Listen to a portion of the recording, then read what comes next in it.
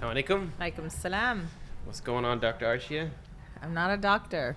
Or professor? Or Not a professor. not a professor either? No, CEO. That's it. CEO right now. Arshia, mashallah, of the Muslim Legal Fund of America, right? Yes. Mm-hmm. Solid, mashallah. And we're just chilling here in a Chicago bakery. This is, what's this called again? Sweet Reserve. Sweet Reserve. Mm-hmm. Yeah, I don't know how we're going to have the snacks while we're doing this, but let's see how this goes. You got it. Kashmiri chai. I'm looking forward to it. Mashallah. So I just wanted to jump into your background real quick because I know I think you said you're Canadian? I am Canadian, born and raised, yeah. So why did you come to the U.S.?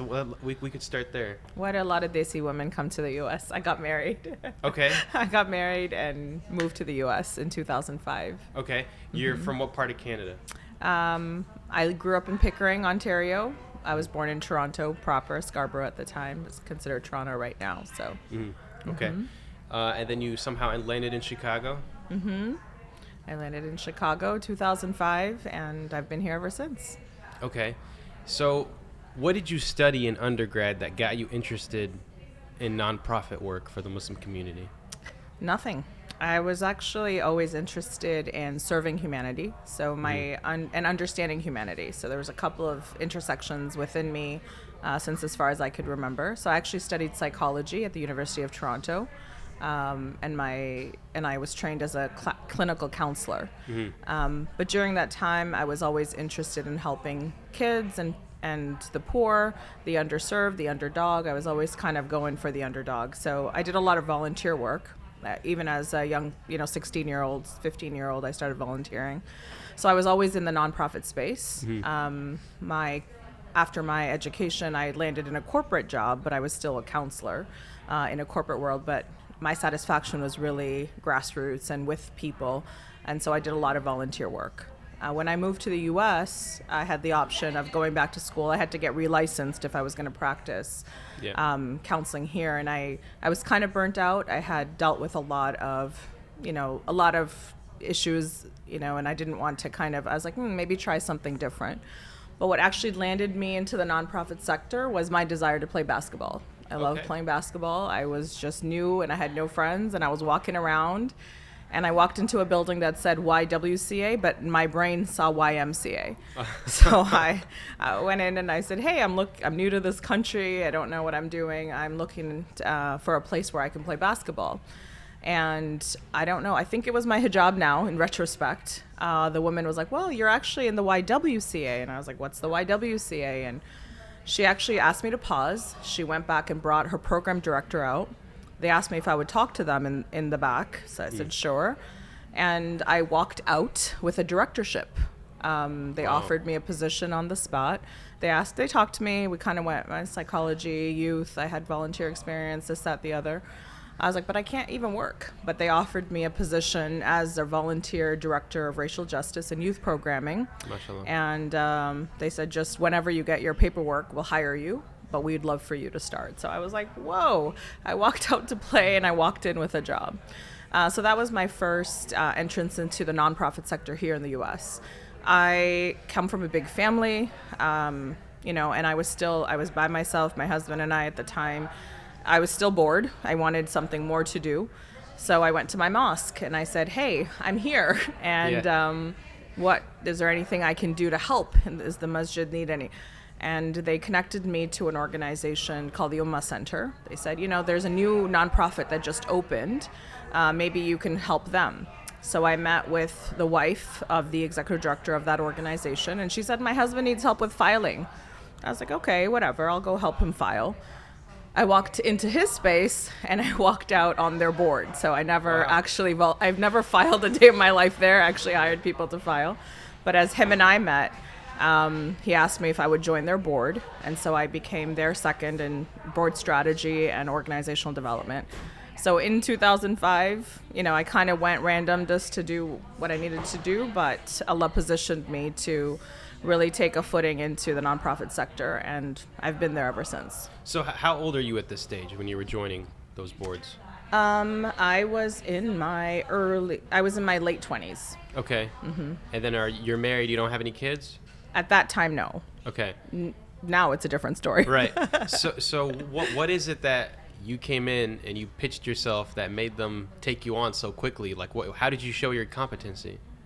I don't actually know. I just spoke. I don't know what.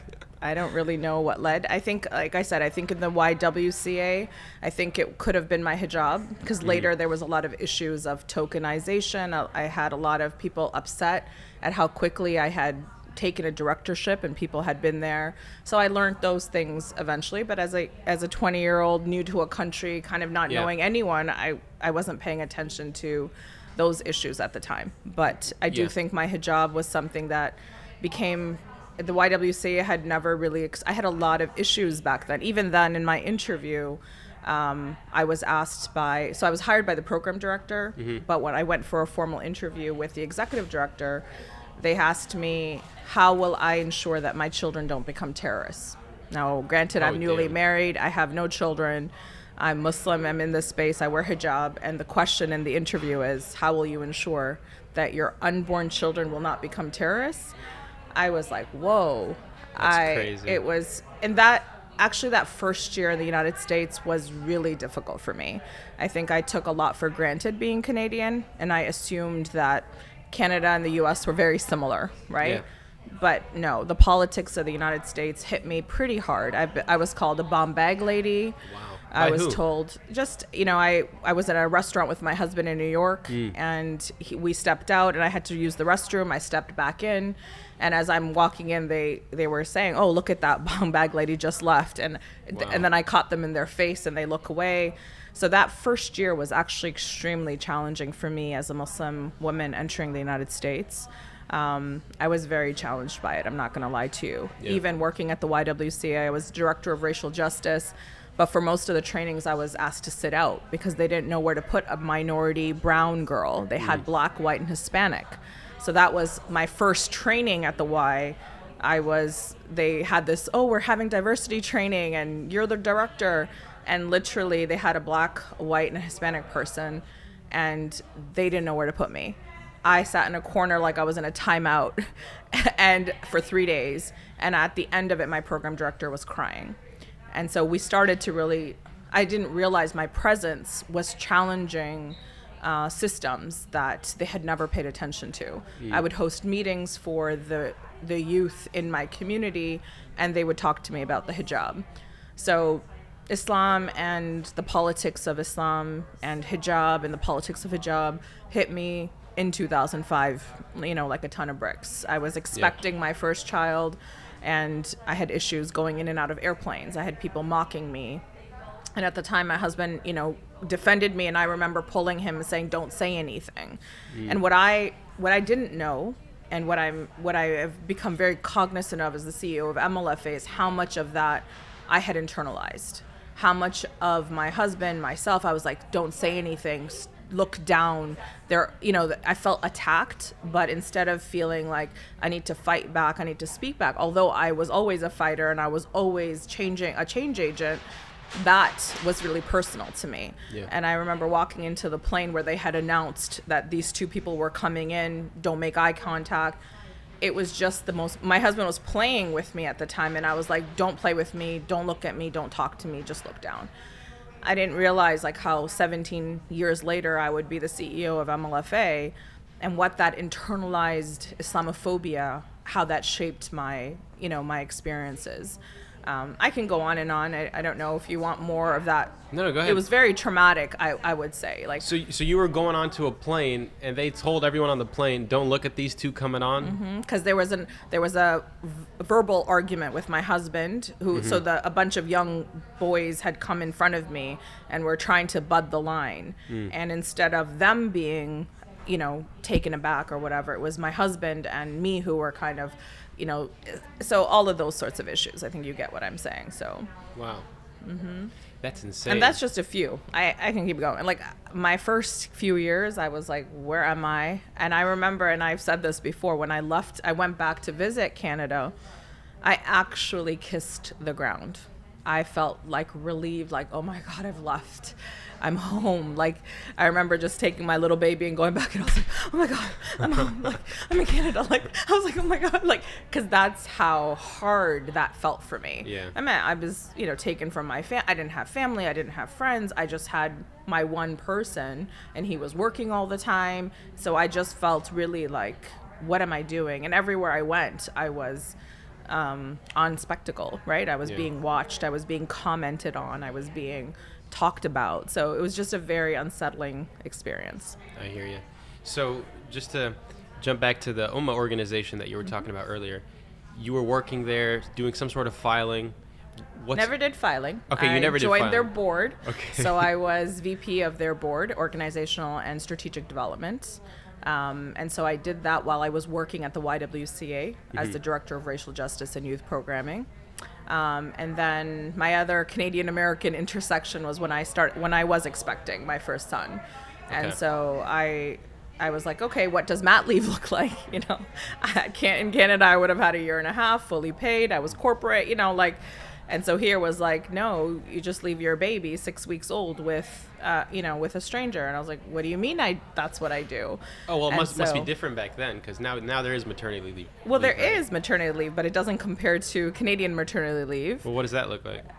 A full year and a half. Now it's 18 months, fully paid, fully taken care of, my job reserved. So I would have lost no benefit because I was in corporate, and I would have had 18 months at home with my child.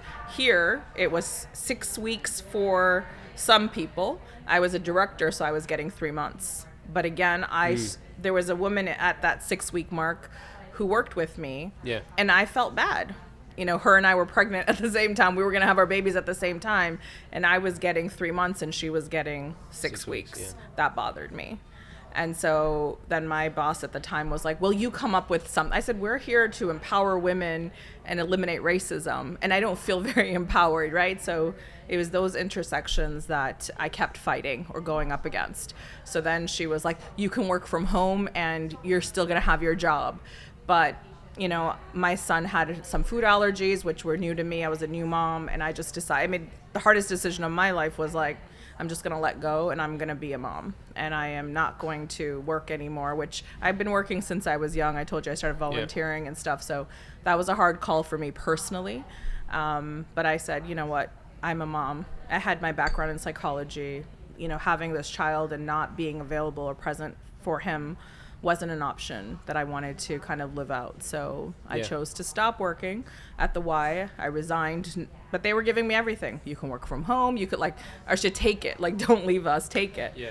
But I was like, no, my son comes first. And at that intersection, then OMAHA came back to me, and we had just won our big grant, a first very big grant. And OMAHA said, hey, get off our board. Can you work for us and do it your way?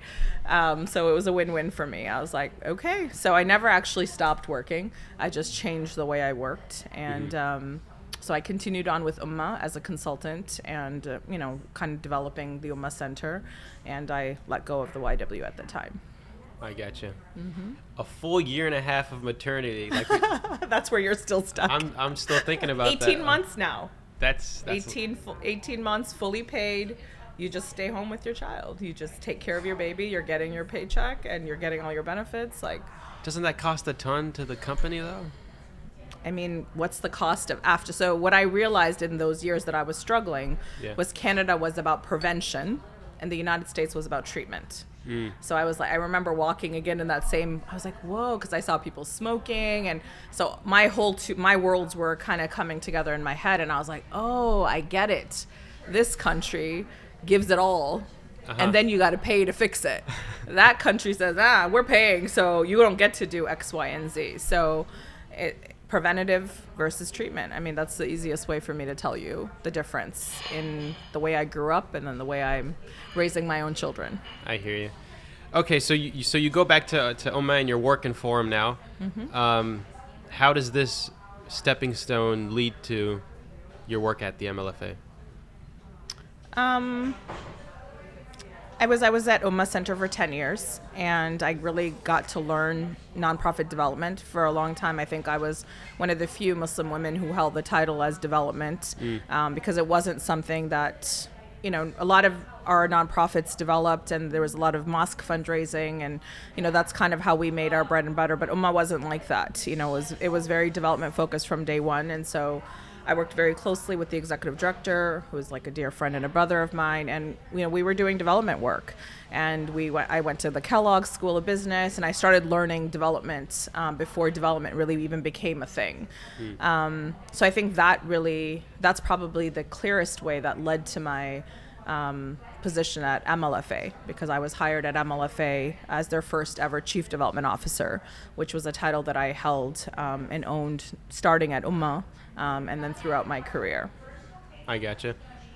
So you went straight from OMAHA to MLFA? Nope. I took a little bit of an interest. I went to the AIC for a few years. So I did OMAHA for 10 years. I had some personal goals.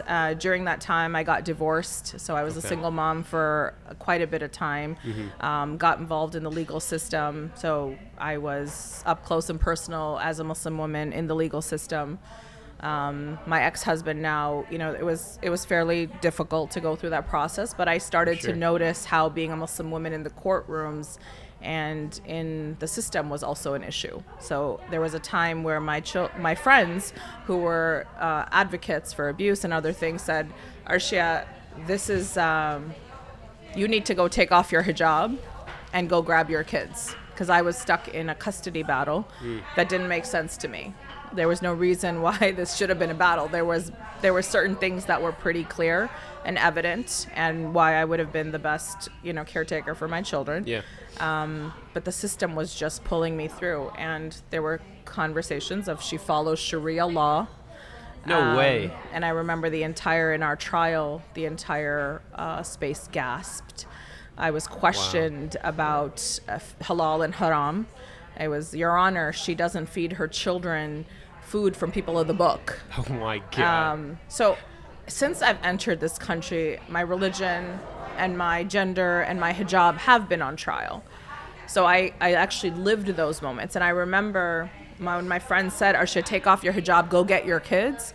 I was in a crisis because I was like, Ya Allah, do I really do that? But I saw them gasp.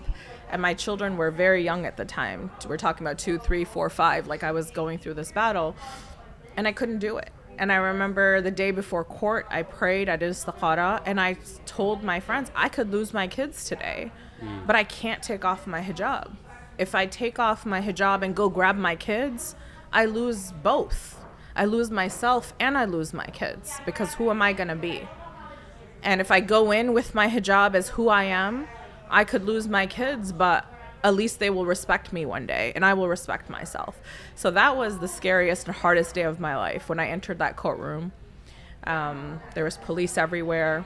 It was not an easy day, but Allah spoke. And I thought I was going to lose, and I won sole custody, 13 out of 14 counts for my children. And I was the day I surrendered, and I was like, I hear you, Allah. And during that my divorce and all that, Allah showed up for me over and over again. And again, I have some vivid examples that my friends know where Allah was there, and I knew it, and everyone who knew me knew it. So it was this journey that I was on that I didn't understand, but it was vivid, and it was starkly clear. I'm going to write a book one day called A Bowl of Cherries, and I'll end this segment with that.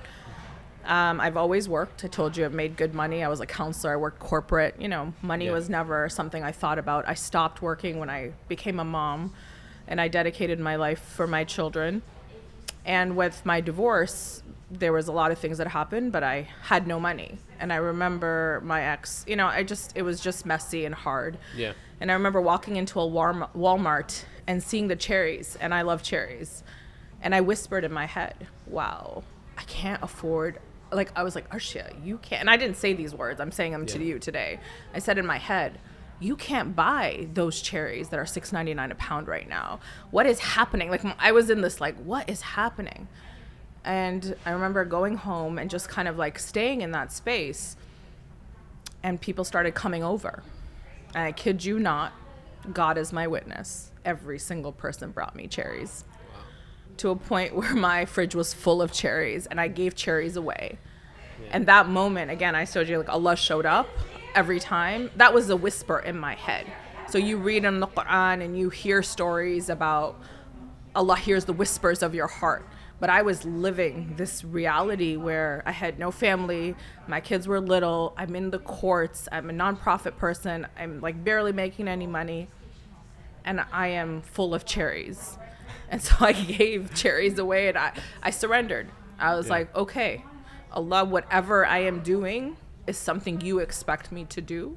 I even, and I'll say it to you because I'm older now and I wouldn't say it. I remember as I shut that door when my ex walked out and I had these 2 little boys hanging off my foot and looking at each of them on my legs. I was like, wow, this is why women become prostitutes. Like, what is a hard, fast, quick way for me to make money? How do I go from no one and not like, but I tell my kids today, I don't use that language and that example, but I say to myself, I'm like, the next day I went and got a job. I didn't take a penny from a person. Allah kept saying, go, just make the effort, make the ask, talk, move. And I did. And so for 2 days when my mortgage dropped, I was like, what? Keep going. I walked in, I need a job. Here's a job. Sign. I got a job. I need to be home with my kids. My kids are struggling. Work from home. Be with your, like, it just kept crisscrossing. And I just kept falling further and further into surrender. And I kept moving.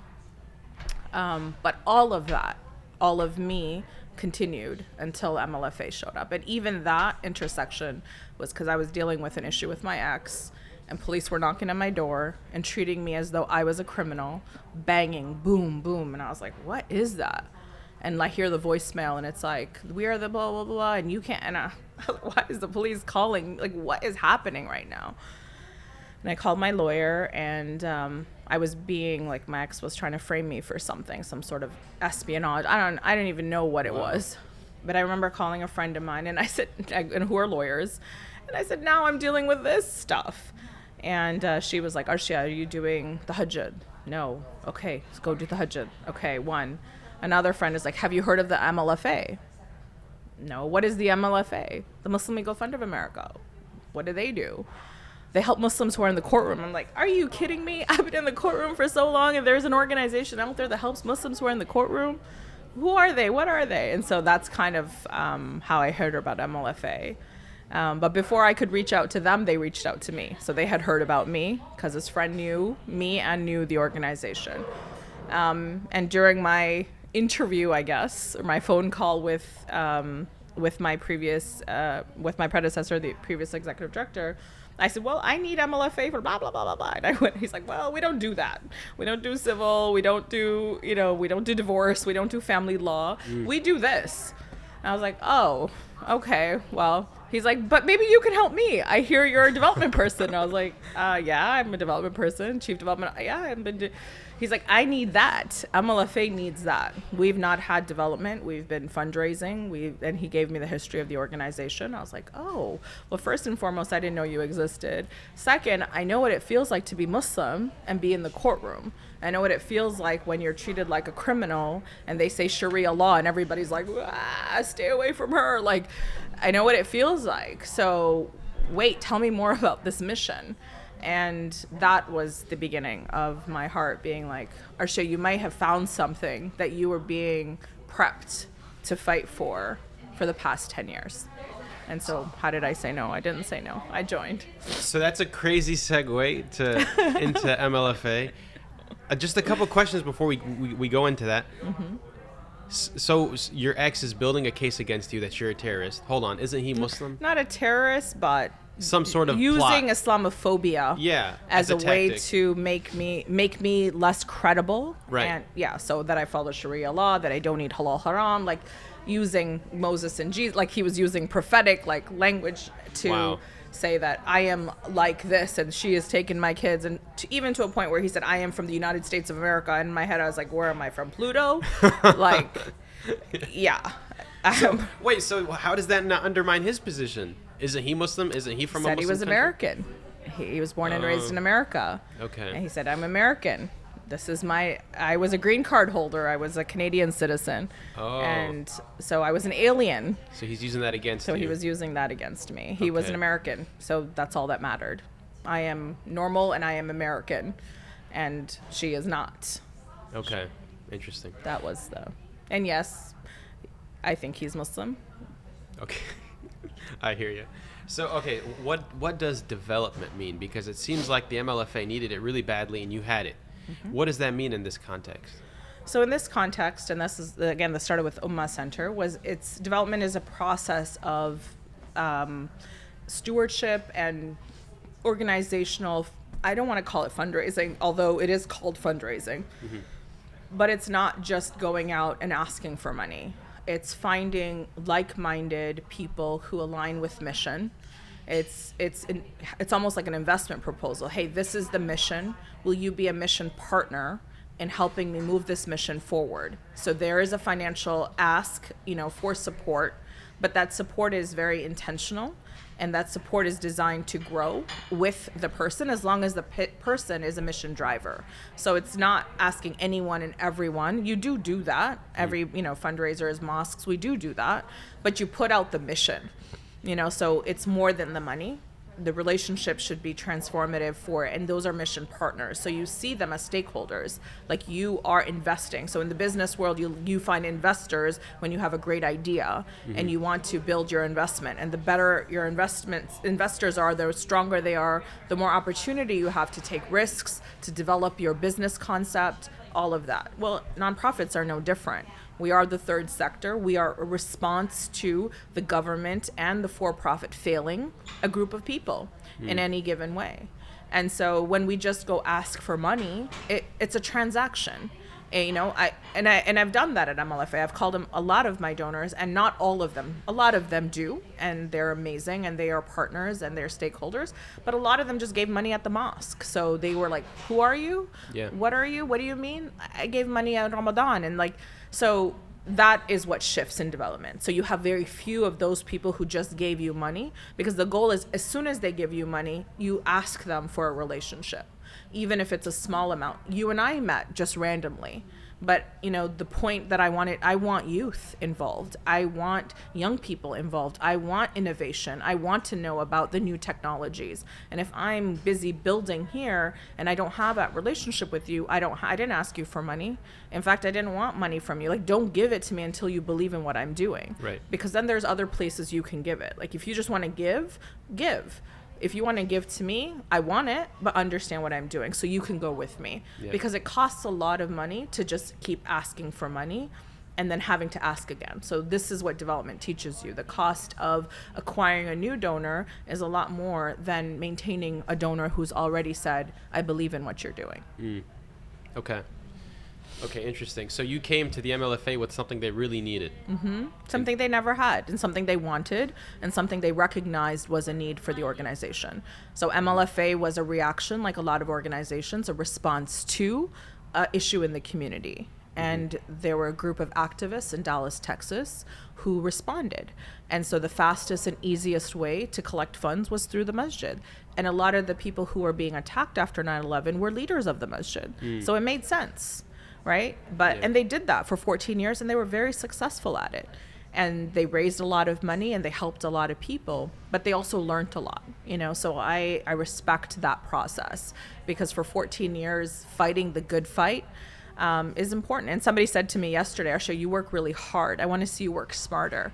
And I'm like, what does that smarter actually look like? Right? That's an intriguing kind of thing to say. But when you're in the trenches and you're feeling the pain of your people, you do work hard, right? There's a passion around it. And smarter, and what she meant by that was, are you opening up new avenues for fundraising? Are you going into the non-Muslim communities? Are you building allies and partnerships who can do some of that work that you don't have to go for, right? And so, yes, I am moving in that direction, but I can't go from here to here. There's a process, and that's why it's called development, because it takes time.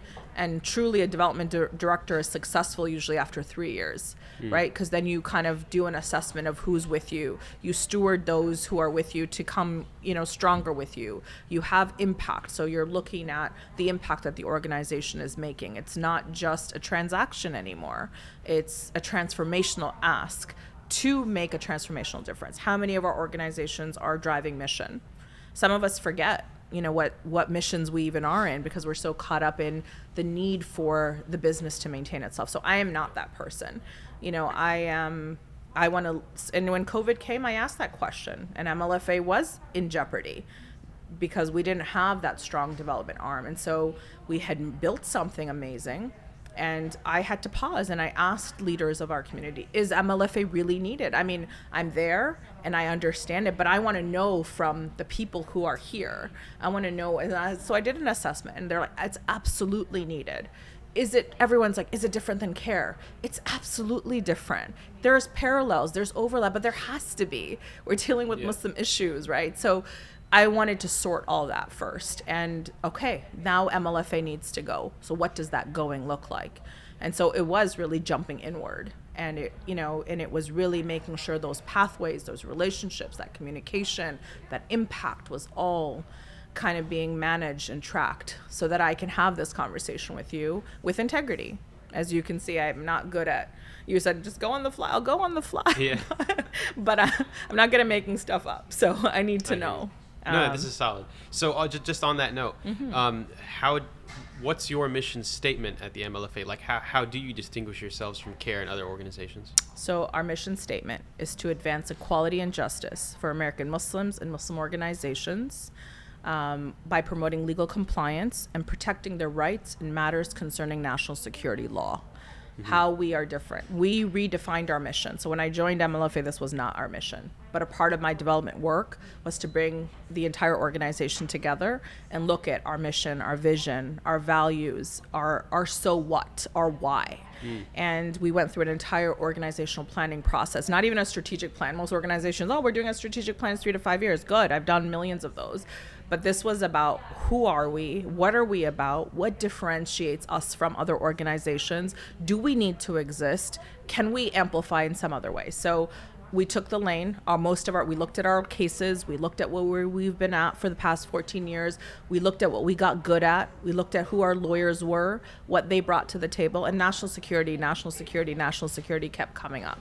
So now we are about national security, and that is our mission, and that is our goal. We want an America, just like everybody else, where Muslims belong, where all of these laws that were shifted and continue to shift that put minorities in different categories is not acceptable. Our Constitution protects us from that, and yet laws don't allow for some of those things to happen. So we are going after those laws, and we are doing it case by case, so that we can set precedents and we can change the course of history for American Muslims in our nation.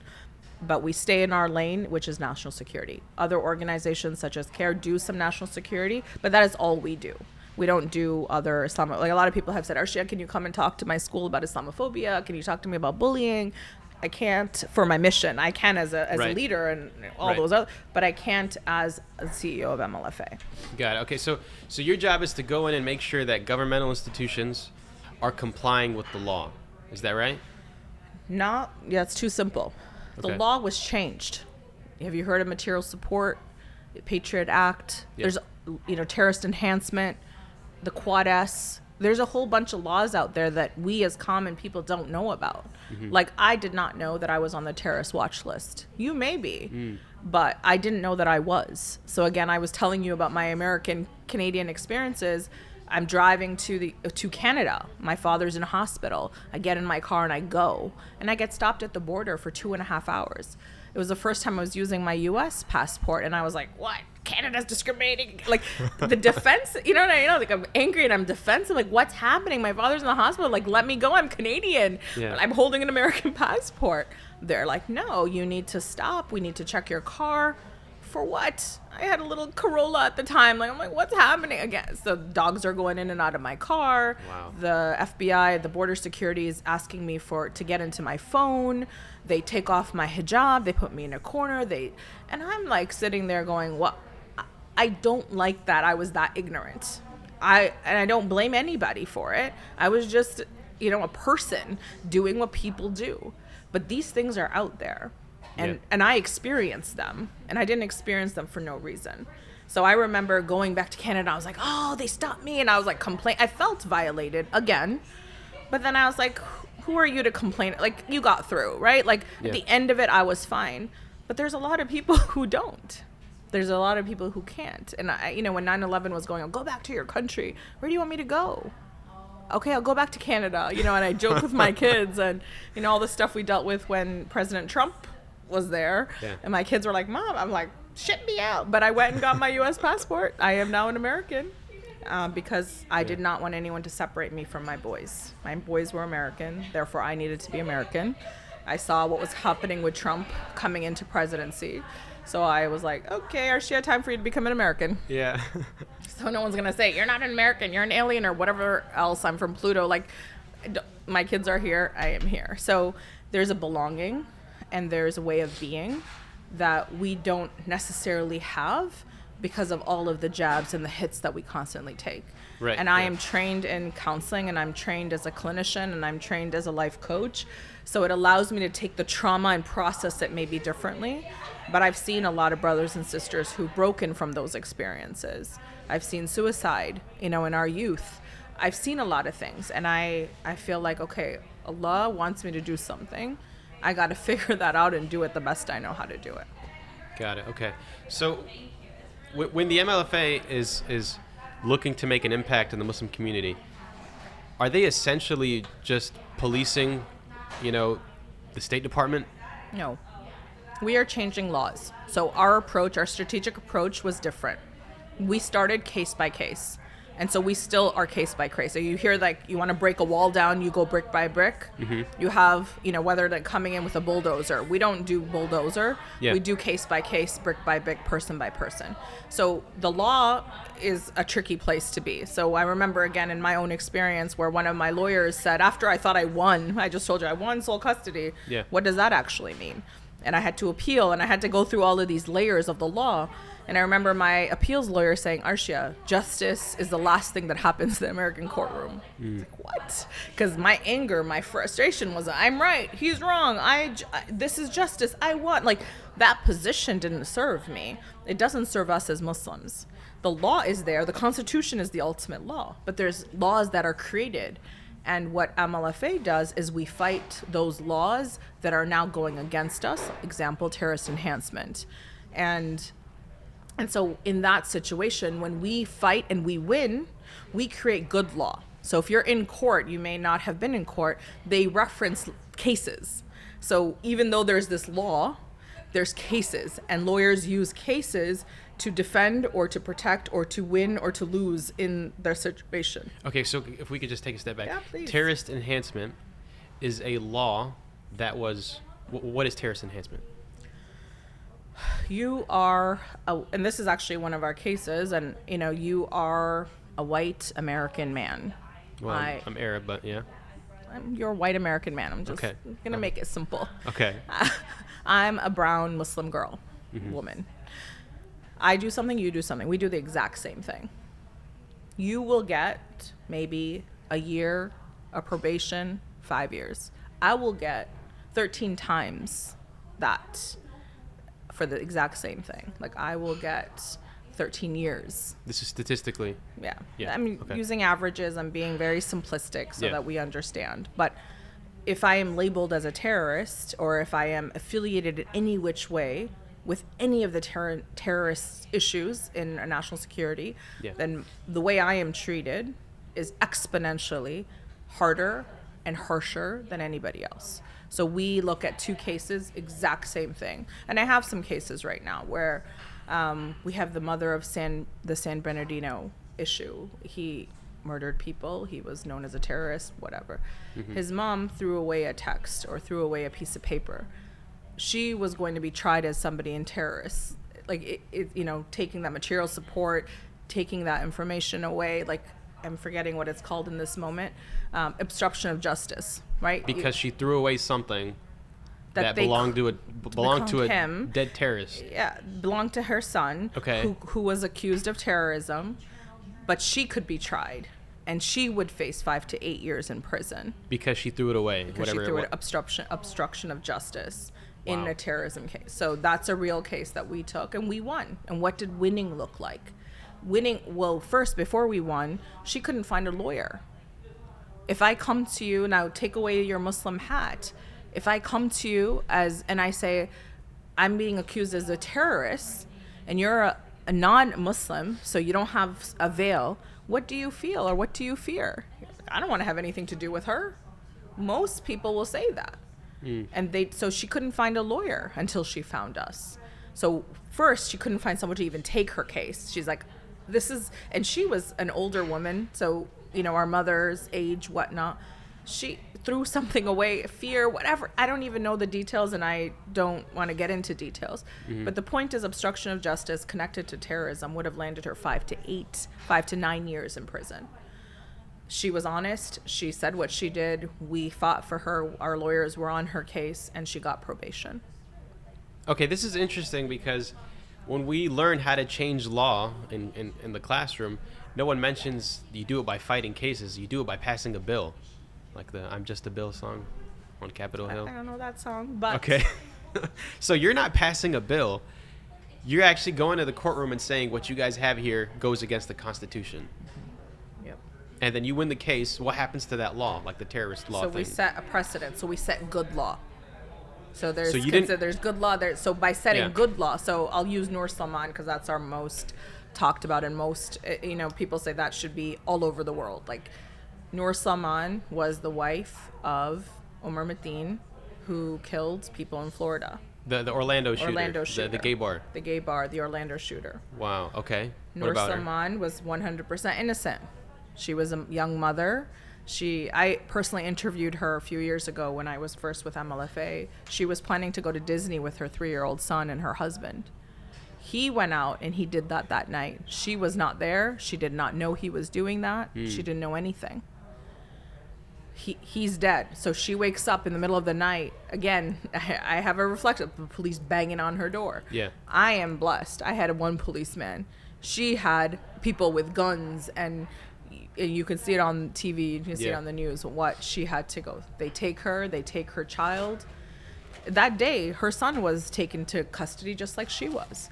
They interrogate her. They tell her over and over again what he did, and she knew about it. She knew about it. She knew about it. She knew about it. She was 18 hours later crying, desperate, tired. Where's my son? I told you what I did for my children. Yeah. And she's the mother. Where is my son? He's in a different space. You're not going to see him again. She makes a confession. Again, I don't want to mess up the details, so, read about these cases, because she confessed. They put her in jail. 23, and this is from her mouth, 23 of the 24 hours she's in solitary confinement and drugged. Wait, so hold on a second. How do you force a confession out of someone in the United States of America? Come on. This isn't Syria. It's very common. How? Like, they're holding her and they say, well, if you confess, we'll let you out. Like, just like that? They don't say those words. They say it over and over again. You did this. You did this. You did this. Sign it. It's written here. You did this. If you did this, you will get. If you did this, if you sign this, you'll see your son.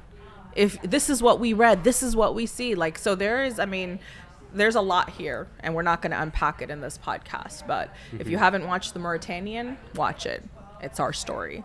If you don't know about Noor Salman's case, research it. It's our story. It's my case. If you don't know about San Bernardino, research it. Watch it. So I'm going to go back to the question you asked me. What did we do? So she was in jail 23 of the 24 hours being drugged, away from her son, and being accused of terrorism. Basically, they said if she's associated with him, so she should be tried as a terrorist, not as anything else, as a terrorist. So that, again, you remember the terrorist enhancement. We fought her case. We won a full acquittal, which means we said she was 100% innocent. And that's what the jury finally said. And it was very contested. And it was long and hard. But that prevented, so that law, that acquittal made it so that any other woman who gets associated with somebody who is considered terrorist is not going to be charged with the same kind of crime, not under terrorism. If that hadn't happened, if she was guilty, then anyone after that would have to go, they would mention her case. This happened in her case, this is what would happen for you. And so you're not going against this case, this law, there's the law, but you're going up against that case. That is right. and that's the precedent. So we set the precedent, we made good law, She was acquitted. So that means you can't just, a lot of campaigns you'll see was guilt by association. So you can't just say that she's guilty by associating her to someone who was. She was a woman who lost a husband, who lost her child that day, who's going to be traumatized now. Like, I interviewed her. Sure. She's a sweetheart. She came to my event. I have her recording, But the second time I said, Noor, can you talk? She wants to. She couldn't. I know post-traumatic stress. Not only I'm trained, I'm in that space. So these are other avenues that we don't pay attention to. Yeah. So, how much weight does setting precedent have in the justice system? It has a lot of weight. That's what you go against that law. So the big law is there, but you go against the cases and case versus case. So it has weight. Okay. Does it become almost like an actual law?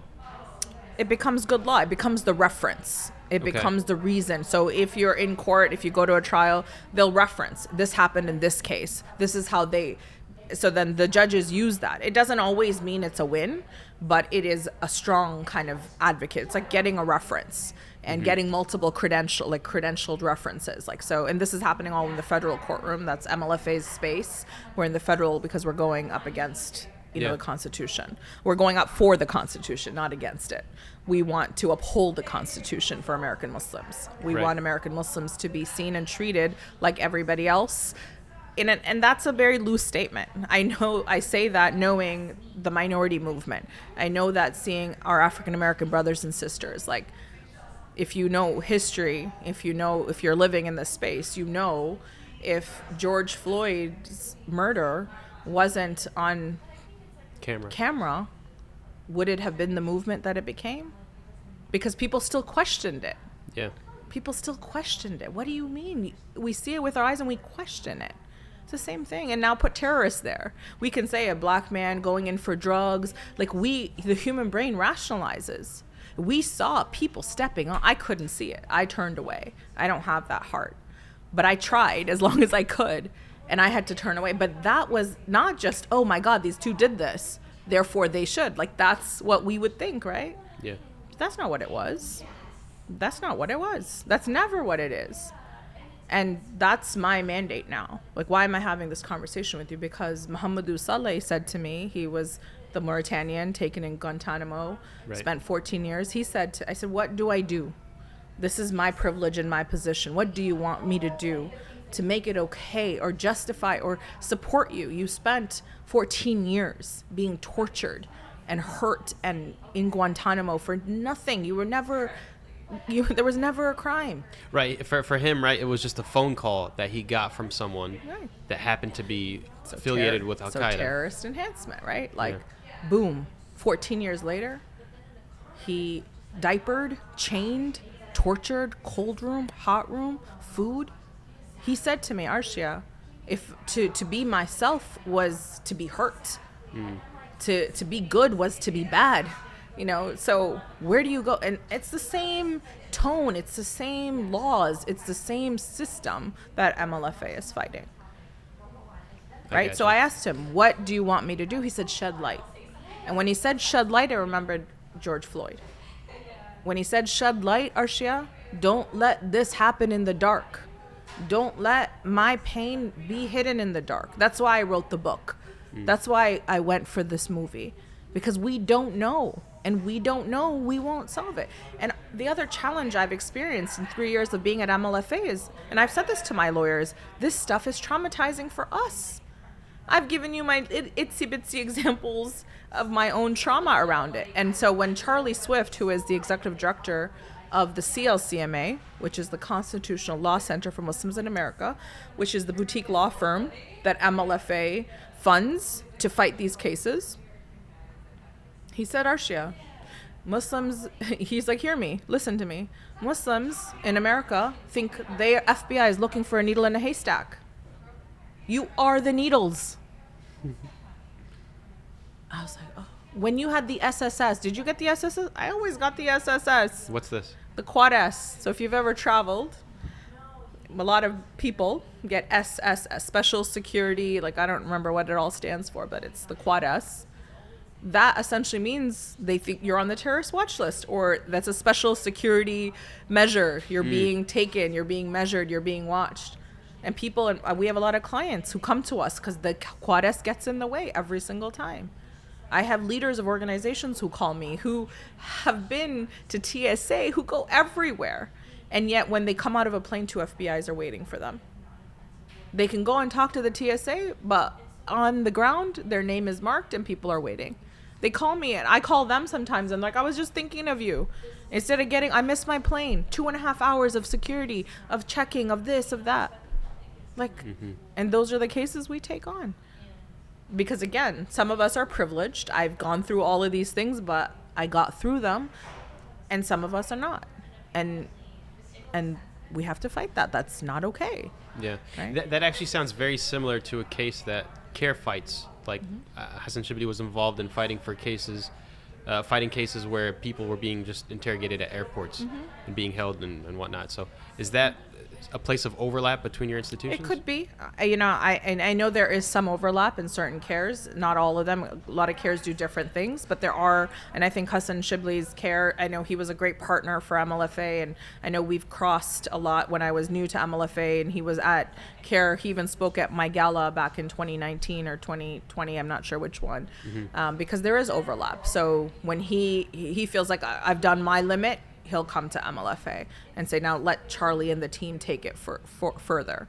And sometimes he can handle it, and sometimes it's just advisory, and sometimes it's a partnership. So it depends on the cases, because there are individuals. But yeah, I'm sure that there's a lot of cases that do have that overlap. Okay, and probably he would leave it to you because you guys are more specialized, especially in national security law? Either he would leave it to us if it makes sense, because again, at the end of the day, we're all aligned to do right for our communities. So either he will consult with us and we will give our feedback, he will take it, or he will say for us to take it. So it just depends on capacity, ability, and scope. And a lot of people have asked me about partnerships, and that's something else this year that I really want to blow up. We do have a lot of partnerships, and we do have a lot of pro bono, but we don't talk about it because we weren't designed to talk about it. So remember, development is relatively new for MLFA. Yeah. We were a fundraising machine, and we were good at it, and we were a legal machine, and we were good at it.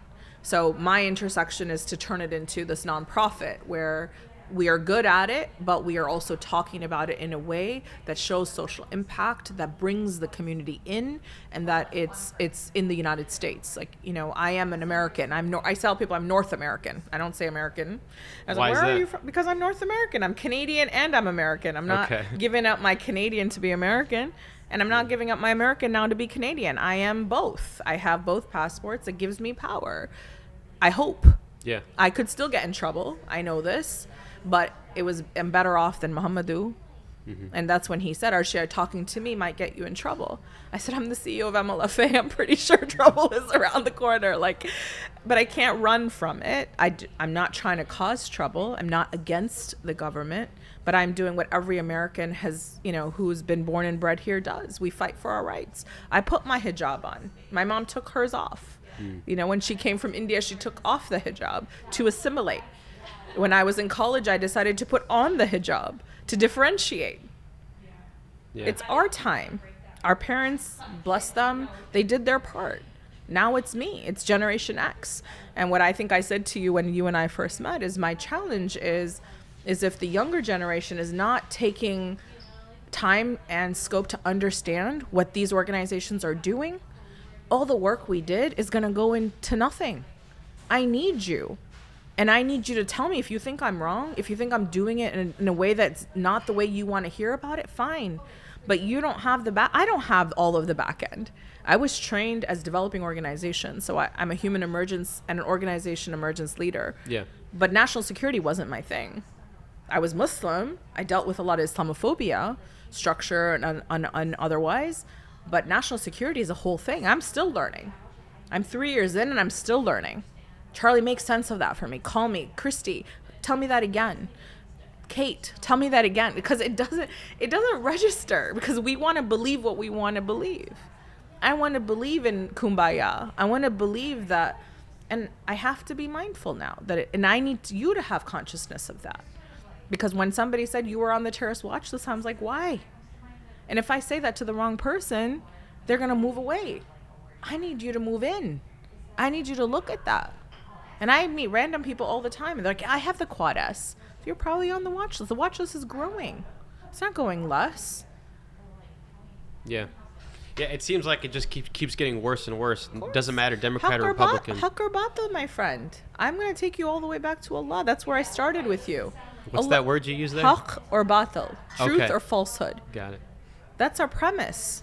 The good and the bad in the world will fight till the end of time. That's our belief, right? Yeah. So we say that it's going to get harder for Muslims. So why are we shocked when it is? And what does harder look like? It looks different today.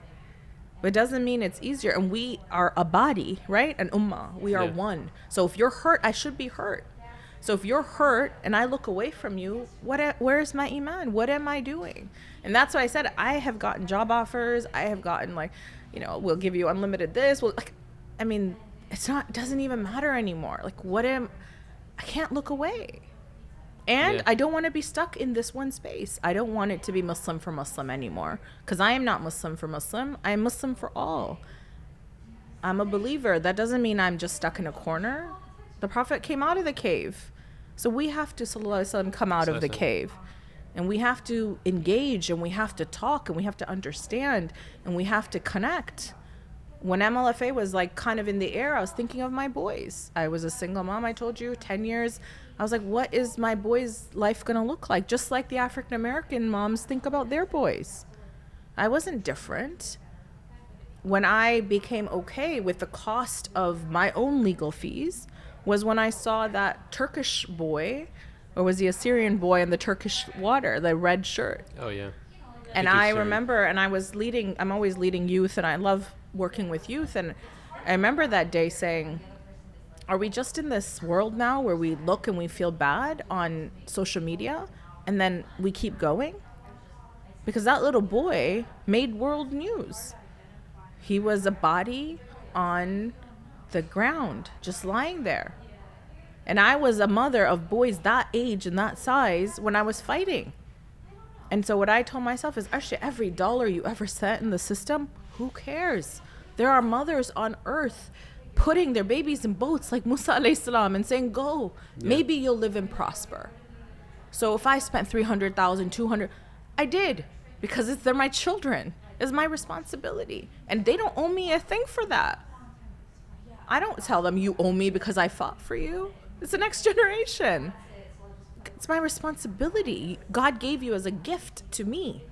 And my job is to make sure that you go and be the best you can be. That's the same with our missions. It's the same imana. So everyone's like, oh, MLFA. I don't own MLFA. I am a steward of MLFA. I care about the mission because it's a mission now. It's an underdog mission. People don't understand it. So I have to humanize it. I have to talk about it. And I have to bring the youth. I want youth. I want women. I want my sisters and brothers. I want my allies. I want my non-Muslims. Because this is a human rights violation. This is about religious freedom. This is about Americans being Americans. This is the Black Lives Matter movement. This is all of that stuff. Right? Yeah. I can see why they made you the CEO and they put you on all those boards. You're very inspirational, mashallah. That's solid. So we're coming up on the hour. I kind of want to jump into one question before we close. When you became the CEO, was anyone opposed to it? Oh, I'm sure. Was anyone like, oh man, a woman in charge? Oh yeah. Any older generation? Oh yeah. I got a lot. I still get it. Women take over. I've been slandered. I had friends who I thought were friends who were like, why did she get it? You see it all, and I'm older now and I'm grateful for being older. I remember the Prophet said after 40, there's a different, and I felt it. I turned 40 at Hajj, and it was the year my father died. It was the year that I was at Hajj, and it was the year that my brain changed again. And so, yes, people are not happy for me or whatever. And some are like, wow, it's really cool that a woman's doing it. And some are like, why the hell is a woman doing it? And it's not about man or woman. Do you have the skills? Can you do it? Do Right. it.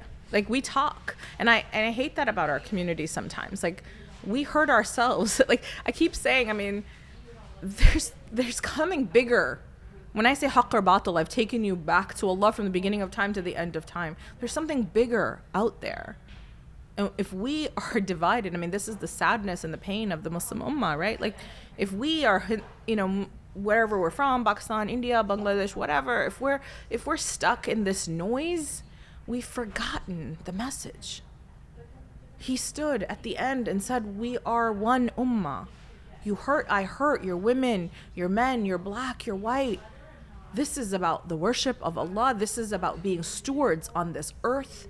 This is about being the lights, his beacon. How do we do that? So I'm like, if you say Arshia's not going to be the CEO, okay, I did my part then. Yeah. Am I proud of what I've accomplished? Absolutely. I know I did what I didn't even think I could do. Not by myself. I have an amazing board. I have an amazing community. I have friends and allies. I have staff. And everyone took a hit and everyone worked hard because COVID was hard. A lot of Muslim organizations, a lot of nonprofits shut down. A lot of businesses shut down. A lot of families died. But if Allah wants us to keep going, he helps us. Like, this is what I mean about truth will manifest. So we fight the good fight for the right reasons in the right way, and we are open to feedback. We have to be. So I'm not sitting here saying I've arrived and I'm it. I am telling you, I have a ton to learn. But I am doing it step by step, day by day, case by case, person by person, in order to, inshallah, meet Allah and say, I took my entire life and experience, and you showed me the way, and I came to you, and I kept going for the ummah, for the community. And when I say ummah, some people are like, it's just Muslims. It's not. Everybody after the Prophet ﷺ, this is his ummah. Yeah. All of us, Muslims and non-Muslims. So I don't want to be just MLFA in the masajids. My masajids are beautiful and I need to be there. I don't want one masajid to drop MLFA. But I also want all the foundations to pick up MLFA. I want corporations to pick it up. I want my young to pick it up. I want my brothers and sisters and I want my mothers. Because it is a human thing. If you were taken away from your family, he was 28, Muhammadu, when he was taken. He has said the most ever, he went through torture and torture and torture. You can read about it. He has a book, he has everything. But the most painful thing for him, he said, was the day they told him that his mother died. He said, I was in so much pain, Arshia. He's a hafiz. I stood up and I recited the Quran until I collapsed. I wanted my body to catch up to the pain I was feeling emotionally. I lost my father 5 years ago. But I had the blessing of being with him and serving him. He said the last time I saw her, he said he was in Germany and protected. They went to his mom in Mauritania and they called him using his mom. When he came, they took him. And they didn't know why. And he drove the car. And they told her that she was in the Mauritanian she was in the Mauritanian prison. So she brought food and clothes all the time. He wasn't there. He was taken to Afghanistan, to Jordan, and then to Cuba. Wow. And he said the last I saw of her was there. And that when she died, he was already they said they were going to free him, but then it took another 6 or 7 years. This is why I'm saying people think, the court system. I'm still in the court system, guys. Yeah. What do you mean? Why are you still in the court system? Get another lawyer. I've had multiple lawyers. I've had multiple judges. I have only 2 boys from that space. And I'm still in court. And I will be, when my lawyer had told me you're going to be there till they're 18, I fired that lawyer because I was like, he's not going to fight for me. Now, as a system is not designed to help me. The system doesn't benefit from me being free of the system. The system gets paid every time we show up. So why would the system want me out? And everything becomes relative. The benefit of your children, the benefit of your country. And that's why I say to you, you have a Muslim brother standing there and you're like, in enforcements, you saw all of this stuff. All these rules and laws, who do you trust? How do you know? So when people say women take over, blah, say what you will. This is my role and my responsibility right now. And as long as it is, I'm going to give it my all. And the moment I moved, I'll say, alhamdulillah. Like I said, I was like, are you sure? Let me, like, here now. But if I didn't jump and I didn't say yes, where would we be? The organization couldn't survive COVID if you didn't apply development because the massages were closed. So I knew that I knew how to drive. So was I supposed to jump into the car and take it and drive? Or was I supposed to let it crash because I was a woman? People knew that I knew how to drive that car. So they said, hey, can you drive it? If you don't drive it, we crash. Okay, I'll drive. What am I supposed to say? No, sorry, let it crash. I'm not stupid. Yeah. I didn't get here because I'm stupid. Of course. And I have a responsibility to the ummah, and I know that. I have to thank Allah. Like the Prophet, when Bibi Aisha, one of his wives, said, why do you stay up and pray and your feet are swollen and you come every night? Allah has already, he said, don't I owe my Lord gratitude? Yeah. I feel that way. My Lord has allowed me to walk through places that I didn't think I would survive. My children are beautiful and blossomed and young men, and I can piggyback on them right now. Yeah. Don't I owe my Creator gratitude in the service of His people who are innocent? I told Muhammad, you remind me of Hazrat Bilal. What wouldn't I do if I think of Hazrat Bilal and I think of the rock on his chest and he's being beat because he's Muslim? Why is Muhammadu different? Why is Nur Salman different? Why is the mother of San Bernardino different? What is their crime? What was my crime? She follows Sharia law. Damn right she does. She's Muslim. But Sharia law means water. It means clean and clear and the path. That's powerful. Sister Arshia, I appreciate your time. I think this is a great way to close our interview. This was a very inspirational interview, I'm not going to lie. And the MLFA, it's awesome to see that they have you as the CEO. I couldn't think of anyone better, honestly, in terms of our leadership. So thank you. Inshallah. May Allah help us and be with us every step of the way. Inshallah. We need a part 2, though. We didn't get into the cases, so let's do a part 2, inshallah. Sounds and good. I'll come back up here and I'll swing by, inshallah, if you're available, and we'll do a part 2 about the cases at the MLFA. Sounds good, inshallah. Appreciate Thank you so much for having me. Jazakumullah khair.